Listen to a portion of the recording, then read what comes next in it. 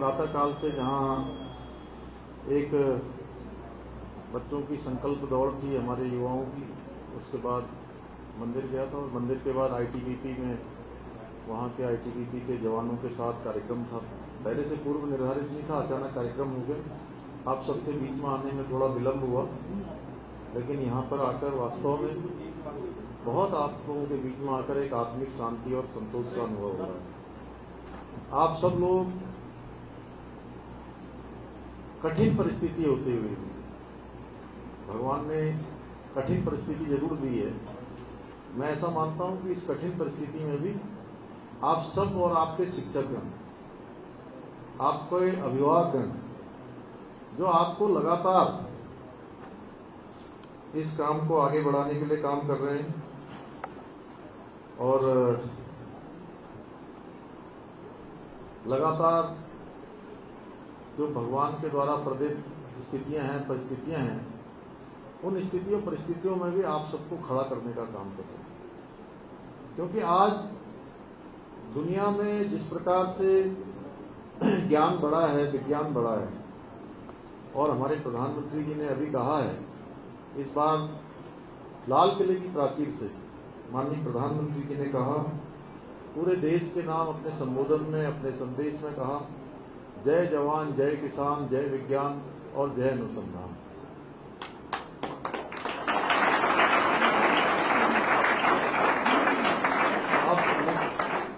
अब अनुसंधान हर क्षेत्र में जुड़ गया है। इसलिए आप सब लोग इस परिस्थिति में भी जो नए नए अनुसंधान हो रहे हैं, नए नए आविष्कार हो रहे हैं, नई नई खोज हो रही है, उस खोज में आप सब लोगों ने भी सहभागी बनना है।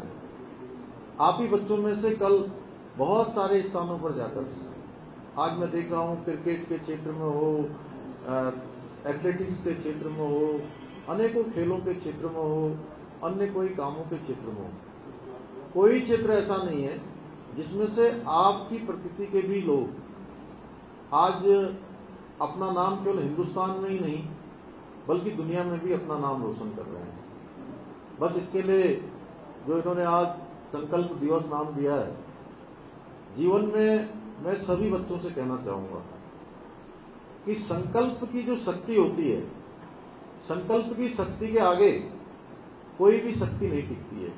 अगर हमने ठान लिया, हमने कोई संकल्प ले लिया, और लेकिन संकल्प होना चाहिए विकल्प रहित, यानी कि संकल्प में कोई विकल्प नहीं होना चाहिए। Mission has no option. जब कोई मिशन है तो उसमें कोई ऑप्शन नहीं होना चाहिए।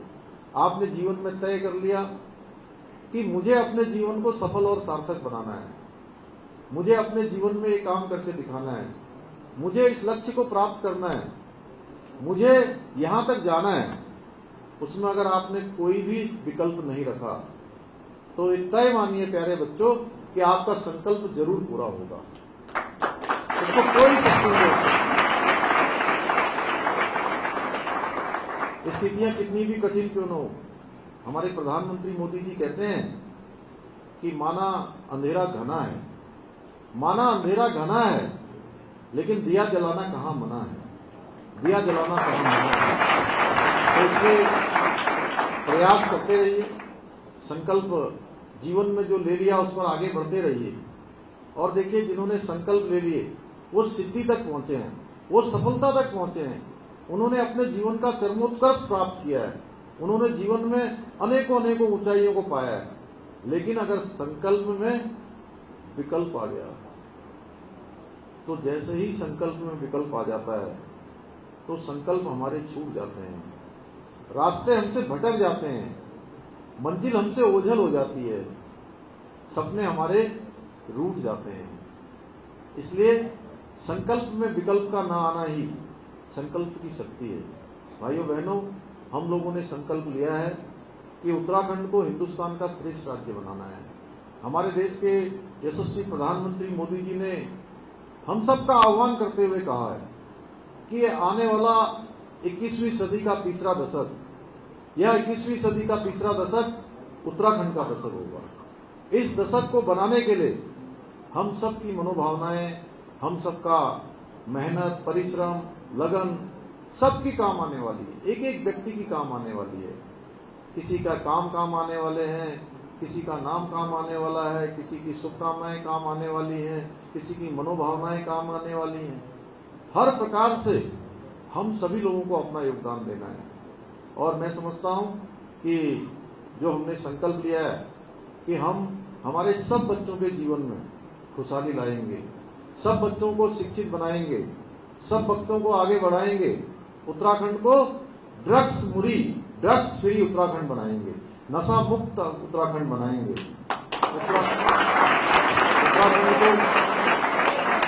उत्तराखंड को हम भ्रष्टाचार मुक्त उत्तराखंड बनाएंगे, उत्तराखंड को हम हिंदुस्तान का श्रेष्ठ राज्य बनाएंगे।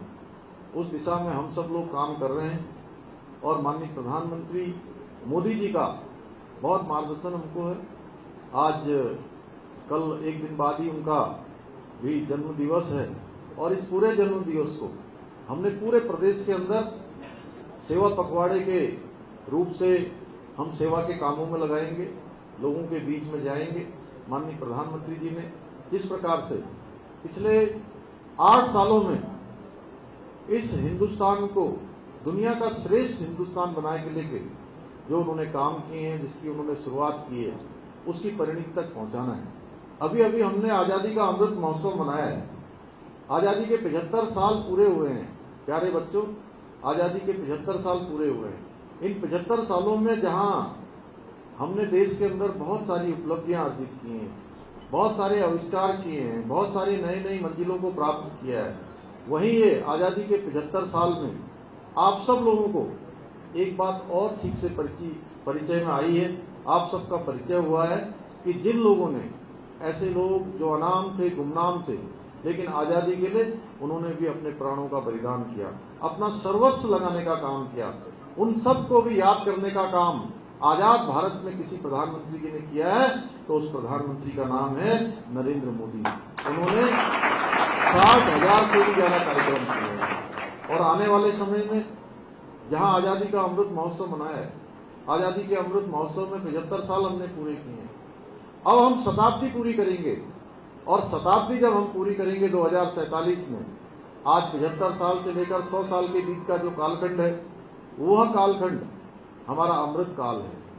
और इस अमृत काल में सबसे ज्यादा किसी की महत्ता होने वाली है, सबसे ज्यादा कोई केंद्र बिंदु बनने वाले हैं, सबसे ज्यादा किन्हीं के कंधों पर भार होने वाला है इस भारत को आगे बढ़ाने का। तो मिशन कर्मयोगी के रूप में आप सब बच्चे जो आज हमारे पढ़ाई कर रहे हैं, आज हमारे नौनिहाल हैं, वो अगले 25 सालों में भारत को एक भारत, श्रेष्ठ भारत, समृद्ध भारत, समर्थ भारत, शक्तिशाली भारत और दुनिया का नेतृत्व करने वाला भारत बनाने की दिशा में काम करेंगे। तो निश्चित रूप से भारत हमारा एक श्रेष्ठ भारत बनेगा।